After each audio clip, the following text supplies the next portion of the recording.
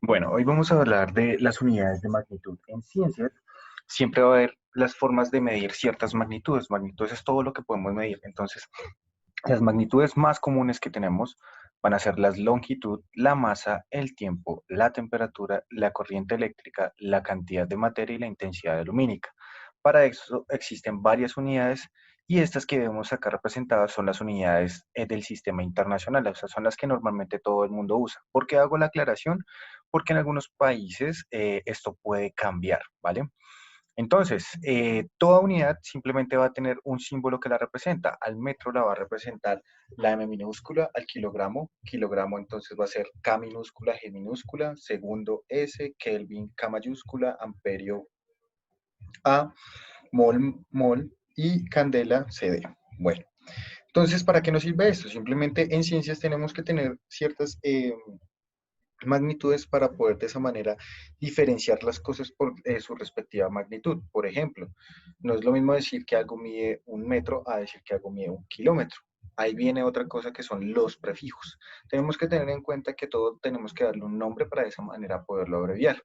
Entonces, ¿qué significa esto? Simplemente que tenemos los prefijos que nos permite de esa manera diferenciar. ¿Listo? Entonces, por ejemplo, en el caso de kilo, el prefijo kilo. Entonces, kilómetro, kilogramo. ¿Listo? ¿Qué significa esto? Que es 1000 veces, 10 a la 3 significa 1000 veces. Entonces, si lo ponemos acá, si tenemos un 10 elevado a la 3, significa que tenemos un 10 con 3 ceros. ¿Listo? Por ejemplo, hecta, que dice 10 elevado a la 2, significa que tenemos un 1 con 2 ceros. Si ponemos, por ejemplo, mega, mega dice 10 elevado a la 6, significa que tenemos un 1 con 6 ceros. ¿Listo? Y así sucesivamente. De para abajo es diferente, entonces acá abajo podemos ver los otros que podemos tener, que son los prefijos de submúltiplos, significa que están por debajo de la unidad. ¿Qué significa esto? Entonces miremos, deci significa 10 a la 1. Si yo les digo 10 decímetros, significa que va a ser igual a 0,1 metros, por ejemplo. Centímetros significa 10 a la menos 2, o sea, 10 a la menos 2 va a ser igual a 0,01, digamos, metros, el centímetro. ¿Listo? Mili, 10 a la menos 3. Esto va a ser igual a 0,001. Y así sucesivamente, digamos, si decimos micro, 10 a la menos 6, eso va a ser igual a 0,1, 2, 3, 4, 5, 1. ¿Listo? De esta manera podemos diferenciar por medio del nombre unidades pequeñas de unidades grandes. Entonces, acá tenemos las unidades pequeñas, micro, ¿listo? Y demás, hasta ato. Y acá tenemos las unidades grandes, ¿vale? Entonces, vemos la diferencia que hay. Si el exponente es positivo, se agregan ceros al lado derecho.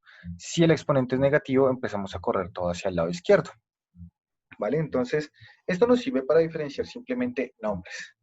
Bueno, entonces, mmm, miremos qué más tenemos. Entonces, como les estaba hablando de las unidades internacionales, uy, ¿dónde está? Está raro.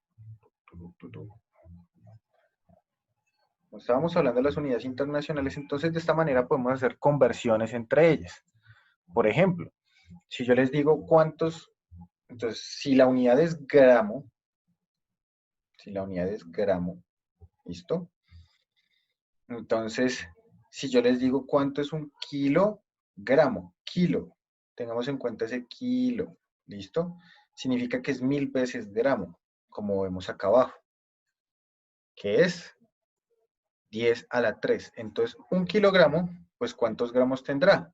Fácil, tendrá 1, 2, 3. O lo mismo que decir 10 a la 3 gramos. Ahora, por ejemplo, otras unidades que usamos mucho, el milímetro.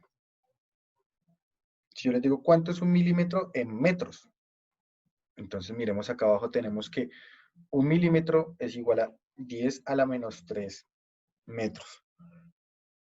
O sea,